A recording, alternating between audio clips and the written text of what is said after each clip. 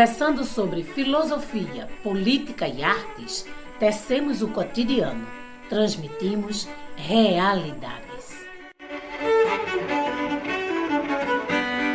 Olá, este é o programa Realidades. Meu nome é Bárbara Bastos, professora de administração da UFPE, e o nosso tema de hoje é sobre Covid-19, vacinação e perspectivas de futuro. Estamos em outubro de 2021. O primeiro caso de Covid-19 no Brasil ocorreu em São Paulo, confirmado em 26 de fevereiro de 2020. Um homem de 61 anos que tinha viajado para a Itália entre 9 e 21 de fevereiro procurou um serviço de saúde com sintomas respiratórios. A partir daí, vários casos foram sendo confirmados e iniciou-se um processo de resposta do poder público e da sociedade em relação a isso, quando tivemos o início do primeiro lockdown, primeiro isolamento social, instruído pelos municípios e governos do estado. Hoje vamos conversar sobre em que estado nós estamos da pandemia e quais são as perspectivas de futuro daqui para frente.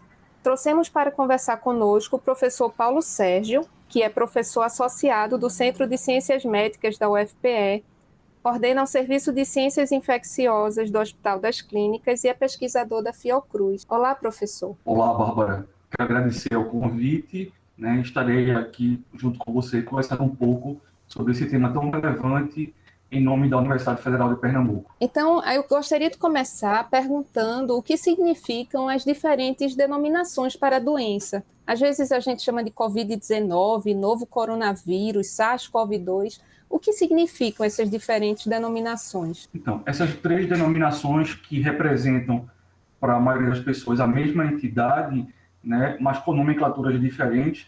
Então, o que é? A Covid-19 ela recebeu esse nome porque o vírus foi identificado, o vírus SARS-CoV-2 foi identificado no último dia de dezembro, no dia 31 de dezembro de 2019.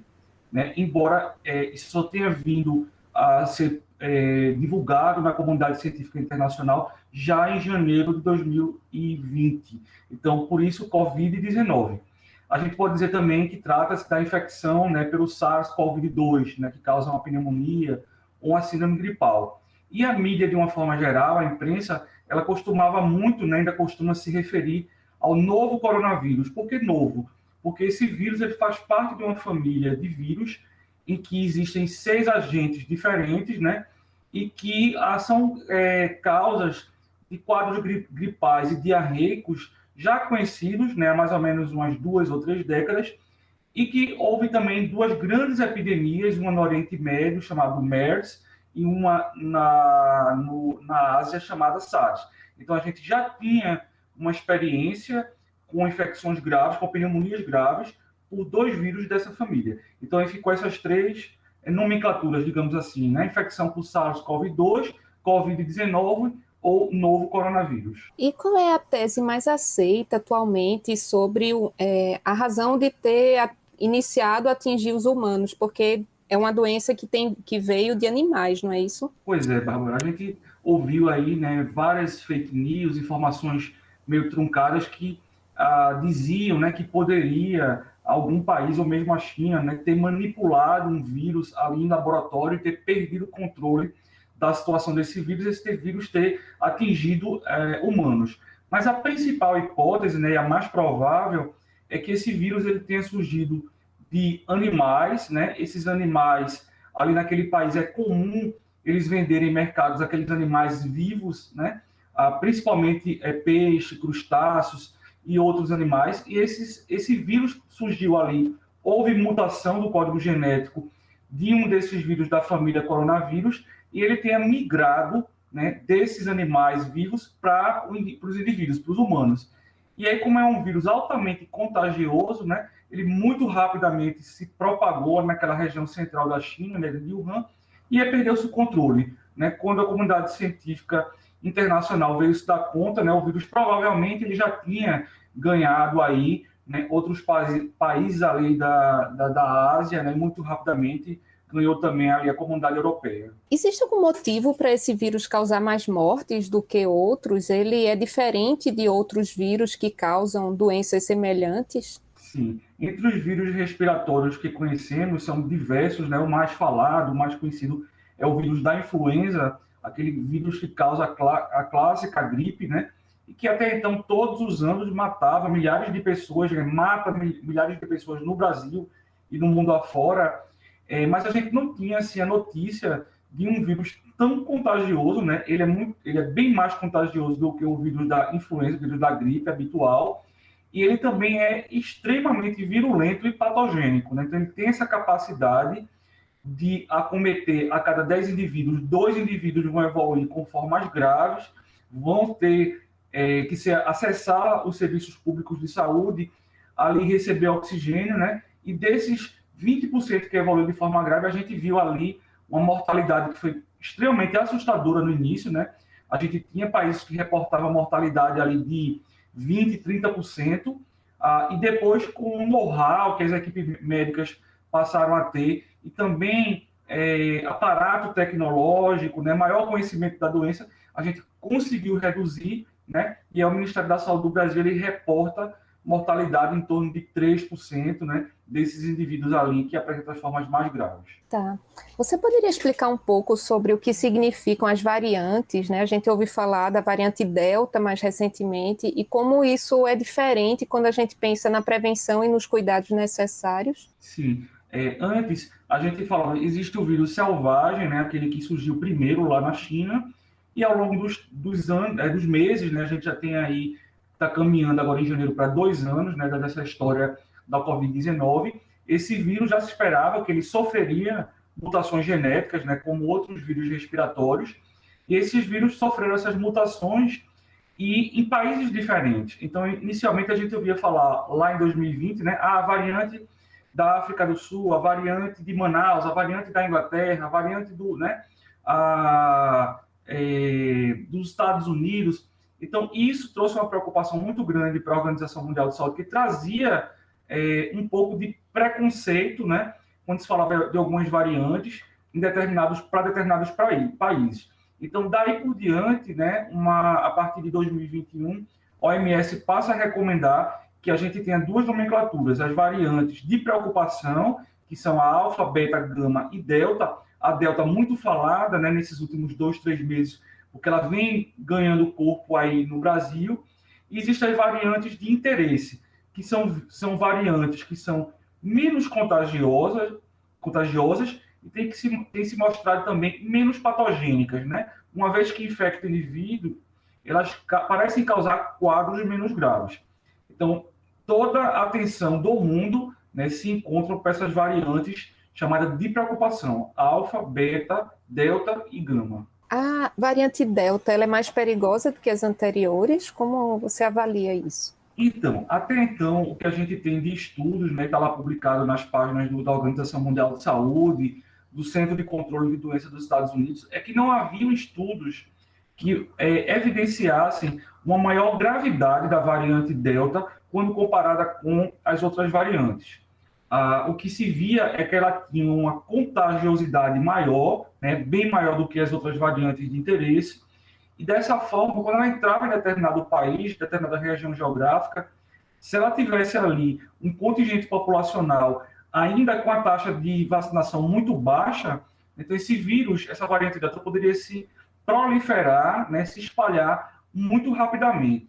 Mas vai que, recentemente, nesses últimos dias, foi publicado um estudo no Canadá, na Sociedade Canadense de Medicina, e que mostrou esse estudo que a variante Delta, lá no Canadá, ela tem se comportado com um aumento de 130% de mortalidade, né, quando comparado com outras variantes.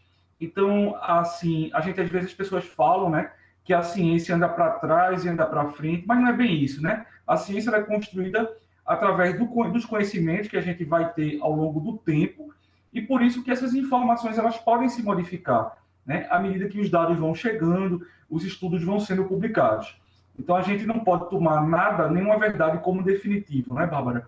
A gente, às vezes, traz uma informação e daqui a alguns outros meses, essa informação a gente tem que modificar, e isso foi muito evidente com o uso dos tratamentos, né, no início da Covid-19, né, que foi empregado a cloroquina e a hidroxicloroquina, baseado em estudos in vitro, né, em animais que existiam, e muito rapidamente né, surgiram vários estudos no mundo inteiro mostrando que a cloroquina e a hidroxicloroquina não só, né, não tinham eficácia em relação à progressão da doença, como também podia trazer eventos adversos graves, né? Então a ciência ela tem esse contraponto, né, de as informações irem e virem e em prol, obviamente, né, da melhoria da humanidade. Sim, existem também estágios, né, dos estudos. Tem estudos que são com amostras menores e depois são feitos com uma amostra maior e aí vão tendo mais robustez, né? Que avaliação você faz da condução do poder público em relação à pandemia? Pensando nos diferentes âmbitos, municipal, estadual e federal. Você acha que poderia ter sido controlada antes a pandemia ou poderiam ter havido menos mortes? Então, como se trata de uma pandemia, né, por um vírus altamente contagioso, eu acredito que o mundo inteiro, a gente não imaginava, né, que o vírus fosse chegar tão rápido, né, e com impacto tão grande. Eu lembro que em janeiro de 2020, começaram as primeiras reuniões a nível local aqui, na Secretaria Estadual de Saúde. Então, tinha um comitê gigantesco ali de técnicos, envolvendo a Universidade Federal, envolvendo pesquisadores, vigilância epidemiológica, e começaram as estratégias, né, para o enfrentamento contra a Covid-19. Mas eu acho que o país não estava preparado, né, e não havia essa prospecção de que chegaria tão rápido. Então, aí, início de março, como você falou, no início da apresentação, começou o caso 1 lá em São Paulo, e muito rapidamente, ali, em poucas semanas, o Brasil todo, né, todas as capitais, tinham caso de Covid-19. Então, eu acredito que a resposta do sistema público de saúde, seja a nível central, Ministério da Saúde, ou a nível local, claro que, né, tiveram algumas variações de regiões geográficas e variações também econômicas de uma região para outra do país, mas, de uma forma geral, houve uma intenção, né, em prover leitos para o tratamento desses pacientes. Então, se a gente olhar o número de leitos em março, no estado de Pernambuco, e o número de leitos que a gente tinha em maio, junho, foi uma coisa absurda, né? A capacidade de mobilização de profissionais de saúde, de equipamentos, né, de insumos. Lembrando que não era uma questão nacional, era uma questão internacional. Então, muitas vezes, o gestor de um hospital, ele queria comprar um determinado insumo, ele tinha verba para comprar um insumo, mas o insumo ele não existia, ele não estava disponível no mercado internacional, né? Diferente análise eu faço com relação às vacinas. Então, claramente, né, o Ministério da Saúde do Brasil, ele demorou muito a acreditar, né, investir na compra e na importação de vacinas. E a gente realmente teve um delay muito grande quando comparado com diversos outros países, né, mesmo países que também são colocados como países, digamos assim, emergentes. Certo. Essa questão das curvas, né, que as ondas que vêm da pandemia, primeira onda, segunda onda, você acha que a gente poderia ter tido um outro desenho de ondas com outra condução? Porque é importante a gente avaliar para a gente pensar, porque se fala em outras pandemias, né? Da gente entender os erros e acertos para pensar no que pode vir depois. Como você avalia essa questão das ondas e comparando a realidade brasileira com outros países que tiveram uma dinâmica diferente? O Brasil, não é, ele viveu uma situação muito peculiar, porque sabíamos que a gente iria ter uma segunda onda, né? Era mais ou menos, era bem calculado isso aí pelos epidemiologistas. Mas o que aconteceu de muito particular no Brasil é que a gente não conseguiu achatar a primeira onda, né? Então a gente teve um pico muito alto e muito duradouro da primeira onda. Isso aí se reflete muito nas políticas públicas de saúde com relação às medidas preventivas, né? Então existia a questão governamental, né, que não provia as informações claras, transparentes e de uma forma contínua para a população. Então, a informação ela era trazida, daqui a pouco era derrubada e trazida de novo, né? Quer dizer, do ponto de vista científico, até existiam as recomendações da Organização Mundial de Saúde, né? Mas o governo do Brasil insistia, não é, em não respeitar. Então, a gente tinha ali um representante máximo do governo federal, que dizia que as pessoas, e davam mau exemplo, elas não precisavam usar máscara, elas não precisavam guardar o distanciamento social. Então, com certeza, esses erros de informação e de comunicação impactaram de forma muito negativa no achatamento dessa primeira onda epidêmica, né? E aí a gente já emendou muito rapidamente. Quando a gente começa a ter o decaimento do número de casos ali entre novembro e dezembro de 2020, ano passado, a gente muito rapidamente emenda com a segunda onda. Por que a gente emendou com a segunda onda? E pior ainda do que a primeira, porque a gente não tinha vacinas, né? As vacinas chegaram muito tardiamente e de forma muito lenta, não é? A gente já tem aí quase 8, 9 meses de vacinação no Brasil e a gente agora está caminhando para 66% da população ter tomado a primeira dose. E vamos agora falar um pouco sobre onde estamos em relação à pandemia. Como você avalia o nosso panorama atual em relação à vacinação, novos contágios, internações e mortes? Então, onde nós estamos atualmente?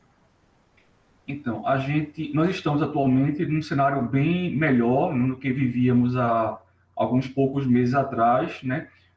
Onde os indicadores, tanto em nível nacional como local, né? Local regional, Pernambuco, região metropolitana de Recife, então a gente tem uma redução importante no número de óbitos, e muitos desses óbitos que estão ocorrendo, eles são ainda daqueles pacientes que estão retidos, né? Em unidade de terapia intensiva, que tiveram formas mais graves, mais complicadas, assim como também o número de pacientes internados. Então, vários hospitais da região metropolitana de Recife, eles foram desmobilizados, né, eles foram fechados por conta desse número de casos de infecções graves da Covid-19. Mas o número de pessoas infectadas, né, ele é um número ainda um número menor, mas é um número preocupante.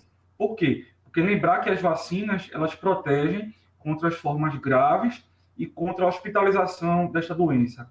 Mas as vacinas, elas não nos protegem de adquirir a infecção pelo vírus.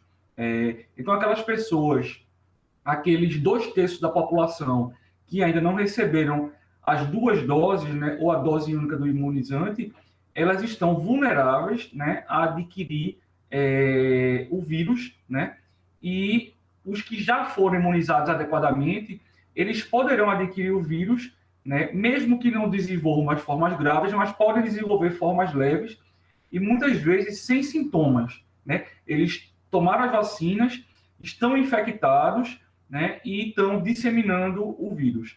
E daí por que o poder público motiva muito, incentiva a vigilância epidemiológica, que as pessoas que apresentem quaisquer sintomas que possam remeter a um quadro gripal, que é que elas procurem um serviço de saúde para que façam a testagem, para que uma vez esse teste dando positivo, elas se mantenham ali em isolamento respiratório domiciliar, né, que é para a gente ter a contenção da disseminação, principalmente da variante Delta, né? A gente vem ouvindo aí, assistindo um número de casos importante de infectados pela variante Delta no estado do Rio de Janeiro, né? No Rio de Janeiro, ele tem se comportado de uma forma um pouco atípica com relação a outros estados da nação. Uma dúvida muito comum das pessoas é sobre os tipos de teste.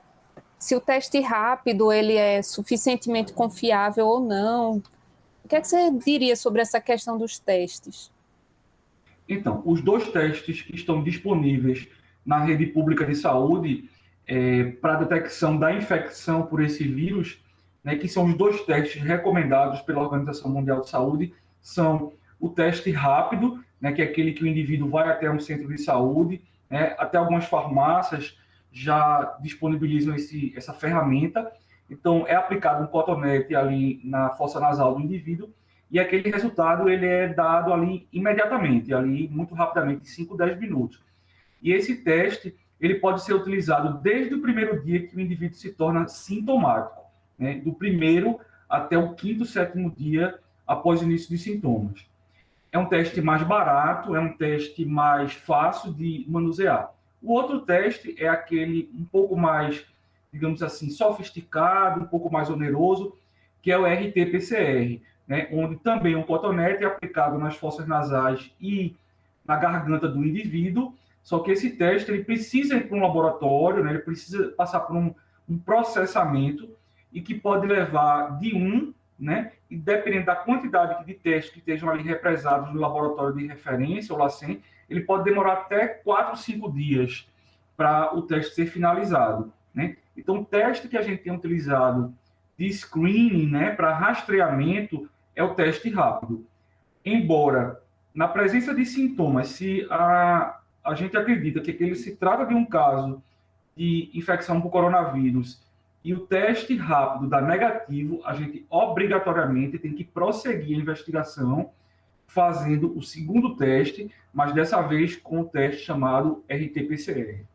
Isso é uma questão que muita gente se preocupa porque envolve afastamento das atividades, né? Tanto crianças faltarem à escola, pessoas faltarem ao trabalho. Exatamente. Então, esses indivíduos que são testados e que apresentam sintomas leves, eles precisam, a recomendação atual, né, já há algum tempo, é que eles precisam ficar em isolamento domiciliar por um período de 10 dias, sendo que ao final desse 10º dia, esse indivíduo ele não pode mais estar apresentando sintomas respiratórios.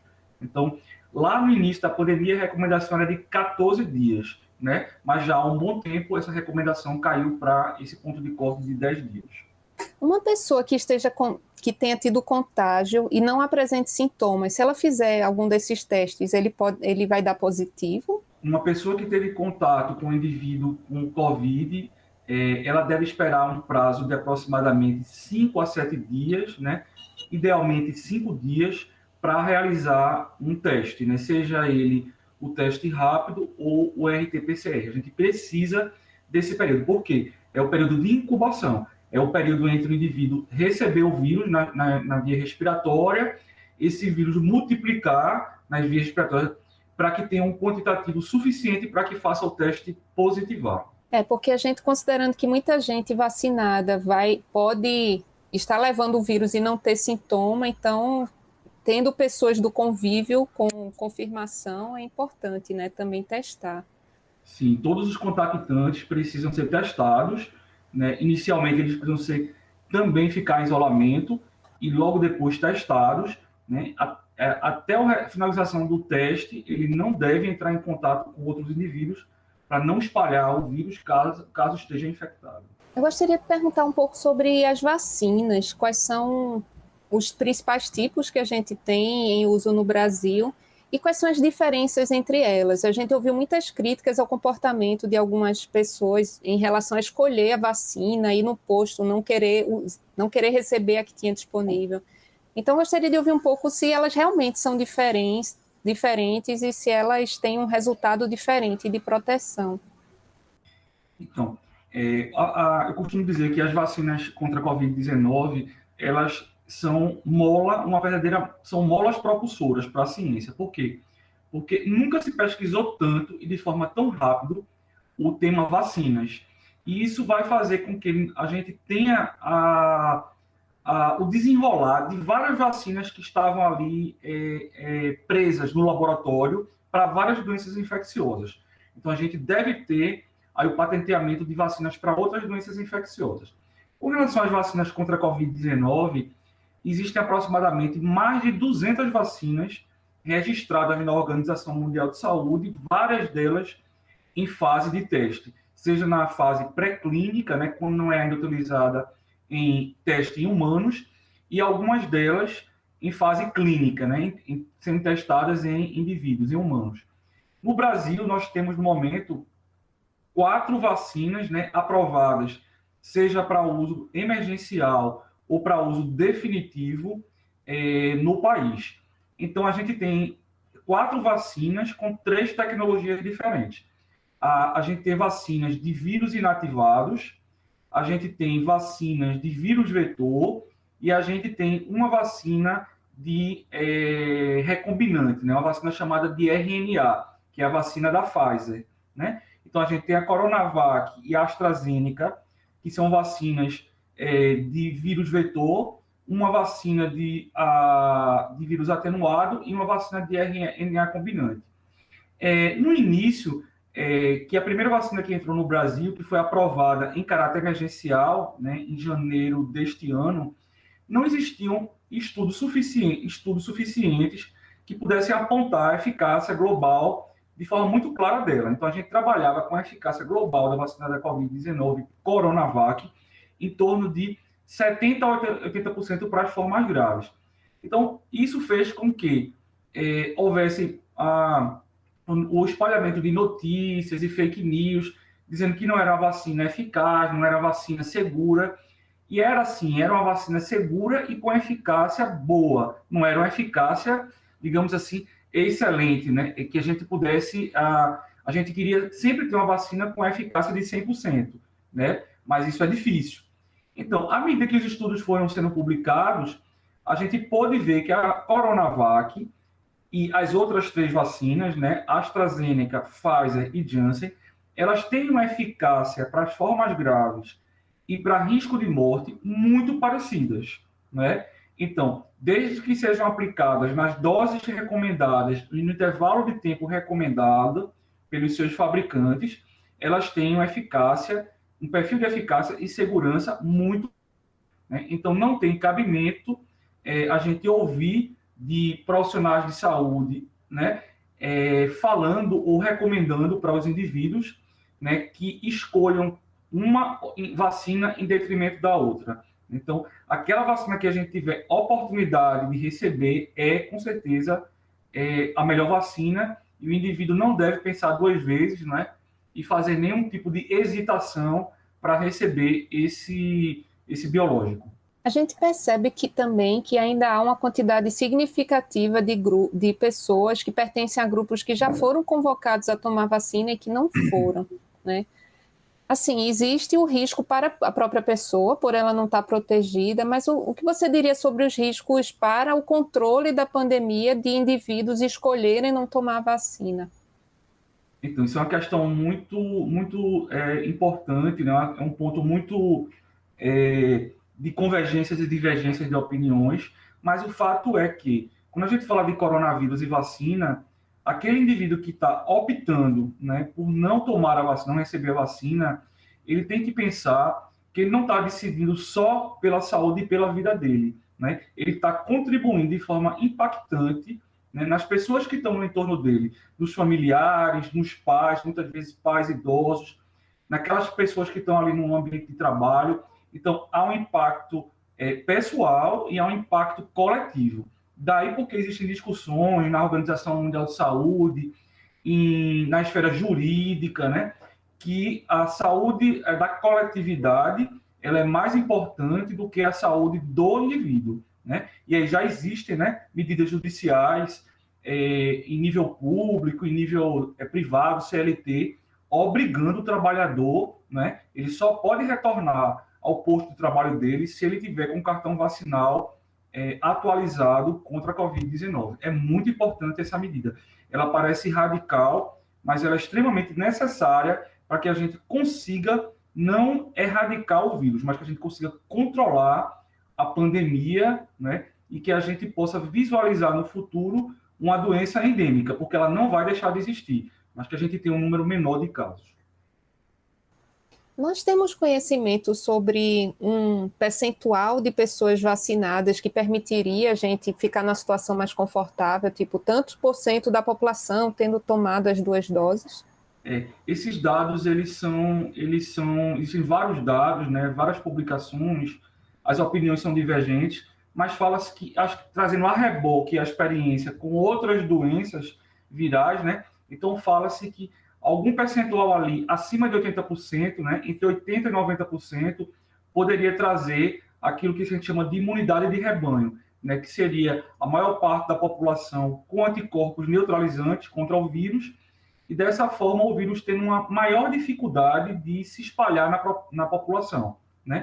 E quanto mais pessoas vacinadas, mais dificuldade a gente traz ao vírus de ele sofrer mutações genéticas, né? E a gente via ter variantes de preocupação, além dessas 4 que já existem, né? Alfa, beta, delta e gama. Certo. Quanto tempo costuma durar a proteção das vacinas? Em relação é um ano, são meses? E também em relação às variantes, a mesma vacina, a gente tem uma garantia de que protege para as variantes? Se sim, para quais? Isso. as variantes, a maior parte das publicações mostram que as vacinas que estão disponíveis, né, elas trazem sim níveis de anticorpos neutralizantes, níveis protetores para as variantes existentes, mesmo as variantes de preocupação, né, principalmente a Delta, que a gente fala. Ela está se espalhando não porque a vacina não seja eficaz, mas porque a gente tem um contingente populacional ainda elevado, né, que não recebeu nenhuma dose ou as 2 doses, ou dose única. A questão da terceira dose, como você avalia, é uma boa medida e ela é indicada para todos os grupos ou só para os idosos? Inicialmente, a Organização Mundial de Saúde, né, e o Ministério da Saúde do Brasil, eles estão elencando aquela população de maior risco, né, para ter formas graves e também para transmissão da doença. Então, nesse momento, estão sendo chamados para tomar a terceira dose a população de indivíduos idosos, a população de indivíduos não idosos, mas que tenham comorbidades, né, então os portadores de câncer, portadores de HIV/AIDS, portadores de doenças pulmonares crônicas, assim como também todos os profissionais da área de saúde, pelo fato de estarem, né, em maior contato, ter um maior risco de se infectarem. Mas, à medida que o quantitativo de vacinas ele seja maior, né, e o Ministério da Saúde possa ter uma melhor distribuição desses biológicos, né, desses imunizantes, então é muito provável que toda a população ela seja chamada para receber a terceira dose. A gente precisa de mais tempo, mais estudos, para a gente responder essa sua pergunta, né? Por quanto tempo esses anticorpos neutralizantes vão permanecer nesses indivíduos para cada um dos 4 imunizantes que existem no Brasil? A gente não tem ainda resposta para essa pergunta. Mas, assim, eu penso que é muito provável que venha acontecer um fenômeno como acontece com o vírus da gripe. Então, a gente sabe que o vírus da gripe, ele muta, ele modifica muito, né, ao longo do ano, de um ano para o outro, em várias regiões do globo. Então, todo ano existe a possibilidade de a gente tomar, né, ter que tomar uma vacina da gripe diferente da formulação do ano anterior. Então, existe essa possibilidade, sim, de a gente ter que anualmente, talvez ou a cada 2 anos, fazer um reforço, né, com a vacina diferente contra a Covid-19. Eu gostaria de perguntar sobre a questão da vacinação para crianças. Se está previsto acontecer, em alguns países já está, no Brasil ainda não. Então, o que é que nós podemos esperar em relação a isso? De concreto, né? Então, há mais ou menos uns 2, 3 meses, a Anvisa ela autorizou, né, a vacina da Pfizer. Ela já era, na bula original dela, no estudo original, ela já estava recomendada para crianças entre 12 a 18 anos de idade. E aí, há 2, 3 meses, a Anvisa ela regulamentou nesse pedido do laboratório. Então, essa faixa etária ela passou a empregar esse imunizante.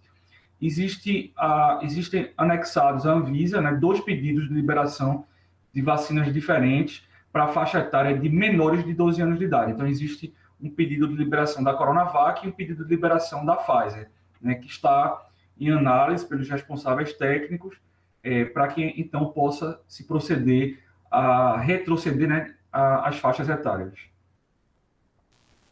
Existe uma discussão sobre a diferença de importância da vacinação para crianças, já que, geralmente, elas não apresentam os casos mais graves da doença. Existem riscos de vacinar crianças? Existe uma dúvida sobre se seria melhor vaciná-las ou não? Qual a sua opinião sobre isso? Sim.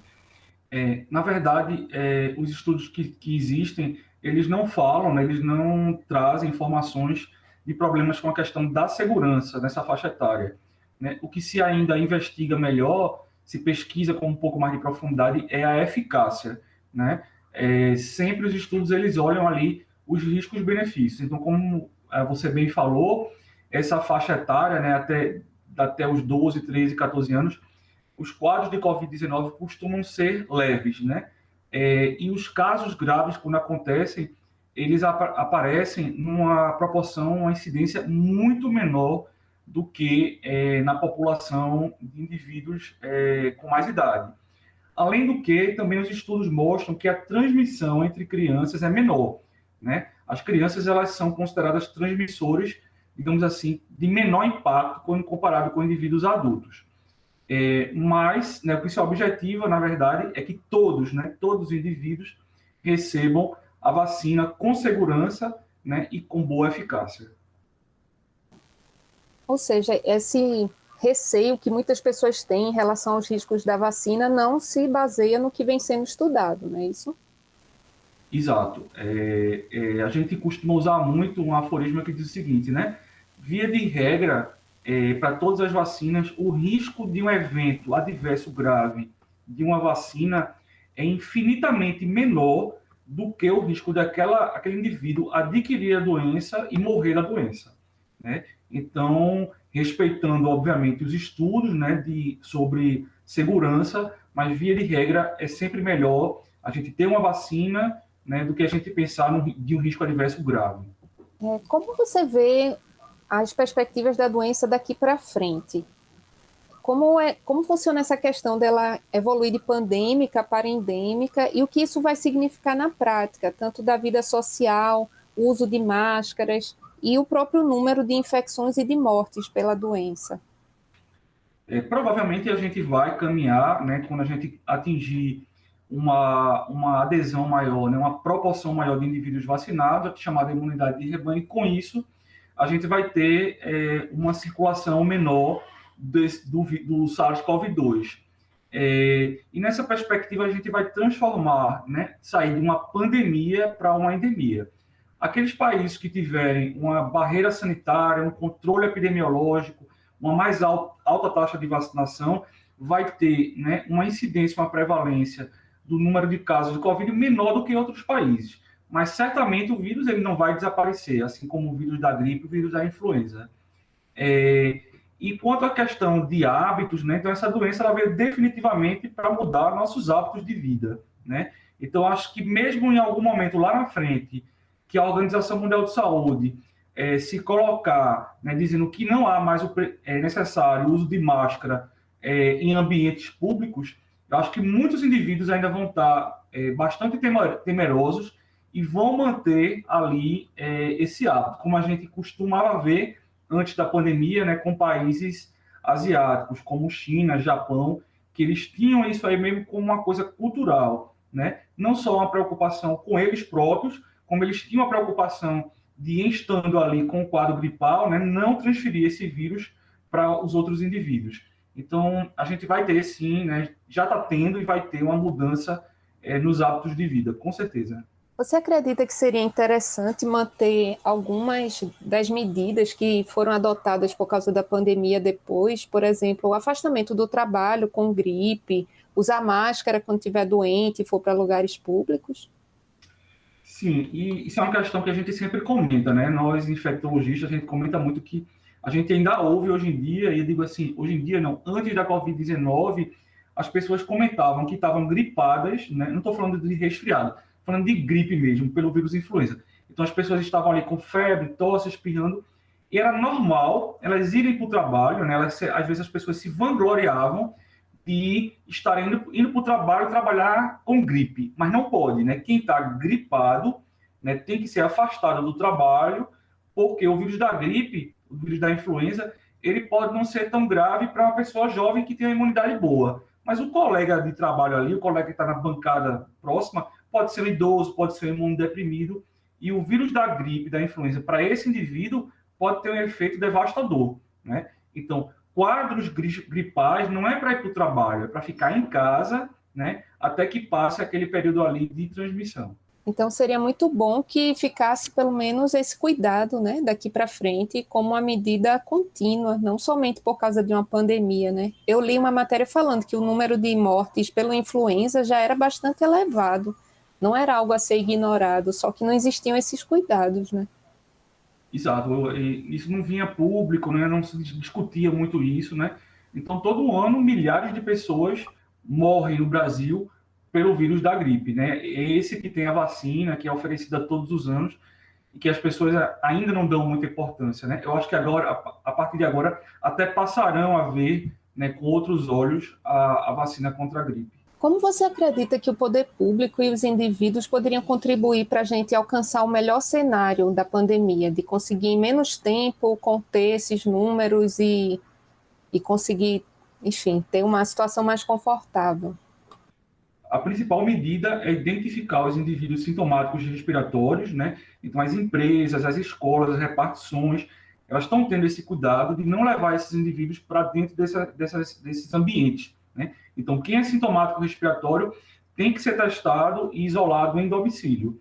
A outra medida é que a gente está vendo também aí o poder público oferecendo a testagem em vários pontos da cidade de forma rápida, né? Para que mesmo aqueles indivíduos que estejam sem sintomas e queiram, por curiosidade, fazer o teste, eles podem eventualmente estar portando o vírus, né? E se for detectado, eles vão receber isolamento.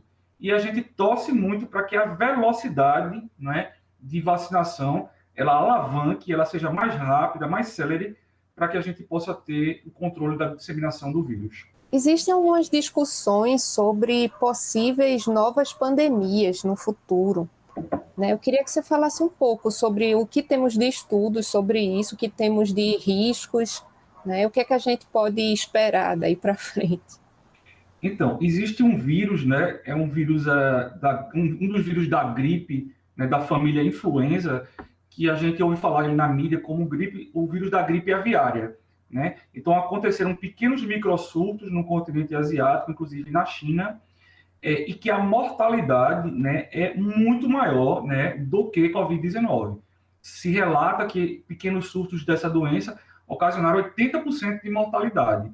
Então, é possível, né? A qualquer momento, é uma das doenças respiratórias virais que estão sob vigilância contínua da Organização Mundial de Saúde, porque uma ave, por exemplo, uma ave migratória, ela pode, né, levar o vírus de um continente para outro, né? Então, para isso que existem as unidades sentinelas. Em Recife, existem algumas unidades sentinelas que, por a questão amostral, a cada 10 indivíduos que chegam com um quadro gripal, elas pesquisam, além do coronavírus, né, a possibilidade de encontrar ali outros vírus respiratórios, né, para que a gente, se um dia vir a ter, fazer o bloqueio imediato e não tenha aquele mesmo cenário que a gente teve lá no início, né, na China, né? A China deixou a situação escapar completamente sob o controle dela. Qual foi a diferença da gripe aviária, por exemplo, em relação ao coronavírus, para ela não ter se espalhado tanto? Provavelmente, né, a principal hipótese é que não seja um vírus tão transmissível contra o coronavírus. E foi encontrado em regiões muito pequenas, com a geografia muito difícil, né, o que dificultou ali a propagação entre os humanos, entre as pessoas. Então pode ter sido um pouco de sorte também, né? Muita sorte, exato, muita sorte. Queria perguntar também sobre essa questão de que a gente tem a gripe suína, teve aquela também, sim, a aviária, a suína. Como é essa relação dessas doenças graves com a criação de animais? Você poderia falar um pouco disso? Então, o que acontece, né? Esses animais, o vírus muta, alguns desses vírus ou das frações deles aparecem em animais, né? Esses animais adoecem, aqueles humanos ali que trabalham com esses animais não têm o cuidado com as vias respiratórias, né? Em granjas, em aviários, criação de porcos, e aí esse vírus ele migra da via aérea do animal para o humano, né? E passa a circular, né? Então é um fenômeno bem complexo, bem complicado, e sobretudo para a vigilância epidemiológica, né, desses vírus respiratórios, ela conseguir acontecer de uma forma muito eficaz, né? Se o país em que ela surge, ele tem um aparato tecnológico muito pobre, uma vigilância epidemiológica não muito atenta, é muito difícil conter a proliferação desses vírus. Certo. Gostaria de agradecer muito sua presença no programa de hoje. Você gostaria de dar alguma mensagem final? É importante, né, que todo mundo procure um centro de saúde ou o aplicativo do seu município, se houver, para tomar as doses as 2 doses, caso não tenha tomado nenhuma ainda, né, ou completar o seu esquema vacinal, e que pense muito sobre isso, né, que a vacina é uma ferramenta que protege não só o indivíduo, como toda a coletividade. Então, quando eu estou tomando a vacina, eu estou protegendo a minha família, os meus colegas, e contribuindo com a melhoria das condições da sociedade. Eu quero agradecer, Bárbara, pelo convite, por a gente estar tendo a oportunidade de discutir sobre esse importante assunto. Tá, muito obrigada. Obrigada a todos os ouvintes e até semana que vem.